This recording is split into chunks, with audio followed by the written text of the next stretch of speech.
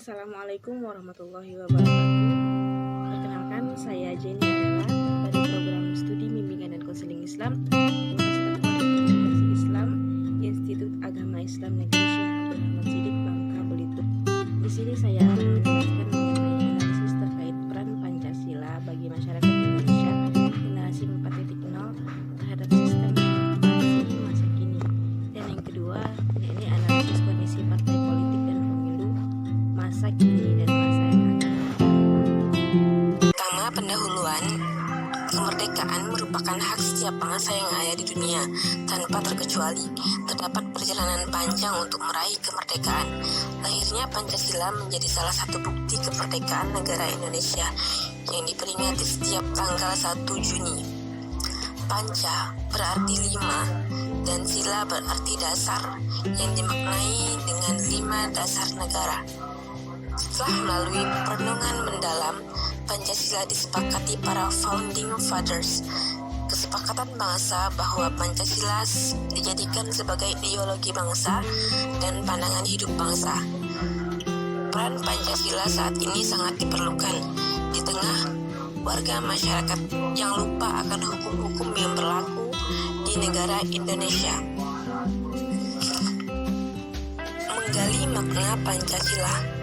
Sejak zaman kerajaan dan masuknya agama besar di Nusantara, unsur Pancasila sudah ada dalam kehidupan masyarakat, terutama terkait dengan sistem kepercayaan. Bahkan budaya luar dengan budaya Indonesia terjalin dengan harmonis, tanpa intimidasi. Aktualisasi nilai Pancasila. Nah, sekarang permasalahan yang ada adalah bagaimana cara nilai-nilai Pancasila itu diaktualisasikan dalam kehidupan sehari-hari. Sebelum itu kita harus mengetahui makna dari nilai-nilai Pancasila. Yang pertama, Pancasila sebagai nilai dasar, yakni yang bersifat abstrak dan tetap, sebagai prinsip di mana sebagai landasan hukum dalam bernegara. Dan dengan nilai dasar Pancasila itu menjadi penguat sebagai pedoman negara Indonesia dalam melawan penjajahan Belanda pada zaman dahulu. Selanjutnya, Pancasila sebagai nilai instrumental yang bersifat kontekstual dari penjabaran nilai dasar. Nilai instrumental dapat dijadikan strategi, sistem, dan program untuk menindaklanjuti nilai dasar tersebut. Yang terakhir, Pancasila sebagai nilai praksis, yakni Pancasila yang terkandung dalam kenyataan atau perwujudan dalam kehidupan sehari-hari.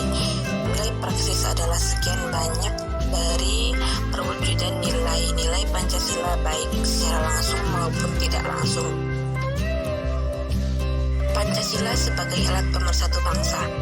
Nah, seperti yang telah saya sebutkan tadi, bahwa tantangan saat ini adalah bagaimana mengaktualisasikan nilai-nilai Pancasila dalam kehidupan sehari-hari, sedangkan perkembangan teknologi saat ini yang memungkinkan setiap orang lupa untuk mengamalkan atau mengaktualisasikan nilai-nilai Pancasila. Pancasila harus diimplementasikan ke dalam norma dan praktik kehidupan berbangsa dan bernegara dengan menjaga konsistensi dan kontekstualisasinya. Sebagai generasi milenial, kita harus terlebih dahulu memulai ataupun mengajak orang terdekat untuk andil dalam membumikan nilai-nilai Pancasila. Sebagai generasi muda penerus bangsa, kita juga harus bisa menyaring informasi-informasi yang tidak sepatutnya untuk ditiru. Negara Indonesia memiliki dasar negara Pancasila sebagai pedoman dalam berbangsa dan bernegara. Jurnal yang kedua yakni saya ambil dengan berjudul Reformasi Partai Politik dan Sistem Kepartaian di Indonesia. Pada era reformasi ini, partai politik tampak menghadapi krisis. Partai politik di mata publik memiliki citra yang kurang bagus. Hal ini terjadi karena partai-partai politik tidak atau belum mampu memainkan dan menjalankan fungsi-fungsi yang dimilikinya dengan optimal. Pada masa Orde Baru, partai politik menjadi mesin politik penguasa sehingga partai politik lebih diarahkan pada kepentingan pelanggengan kekuasaan para penguasa. Ketika memasuki era reformasi, partai politik seakan-akan kaget dengan tuntutan masyarakat yang besar namun tidak disertai dengan kelembagaan yang baik.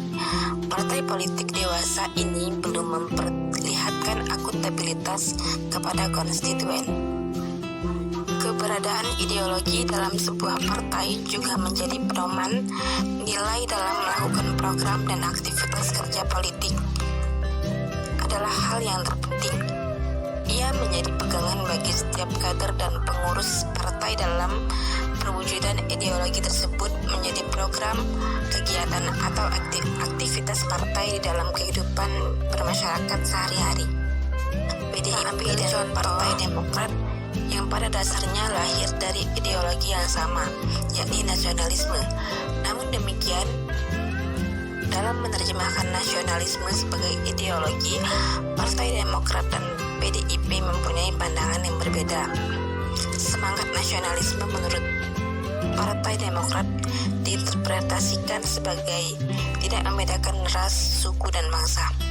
Sedangkan PDIP berpendirian bahwa nasionalisme berkaitan dengan wawasan kebangsaan yang harus dimiliki warga negara dan harus dipelihara kelanggengannya, di mana pada saat pemilu ketika itu mengisi 260 kursi DPR sesuai Undang-Undang Pemilu, bahwa setiap 300.000 orang penduduk diwakili seorang anggota parlemen dan tiap 150.000 orang diwakili seorang anggota konstituante. Pemilu pada Orde Baru dilaksanakan pada 3 Juli 1971. Tercatat ada 57.000 lebih warga negara yang berhak ikut serta dalam pemilu. Ketika itu 400.000 warga Indonesia untuk satu wakil dengan pembagian pada masing-masing daerah, yakni salah satunya 11 orang untuk DKI Jakarta, 43 orang Jawa Barat, dan pembagian pada daerah-daerah yang lainnya. Upaya agar partai politik berfungsi dengan baik, yakni harus ada usaha yang perlu dilakukan, antara lain adalah melalui penguatan kelembagaan partai politik agar menjadi institusi demokrasi yang kuat dan berjalan dengan optimal. Selain itu, keberadaan partai politik tidak bisa dipisahkan dari prinsip-prinsip kehidupan berdemokrasi. Partai merupakan salah satu pilar dari demokrasi itu sendiri. Kesimpulan dari materi yang telah saya jabarkan tadi adalah salah satu instrumen penting dalam demokrasi perwakilan adalah partai politik. Partai merupakan salah satu pilar dari demokrasi itu sendiri. Tanpa adanya partai politik, maka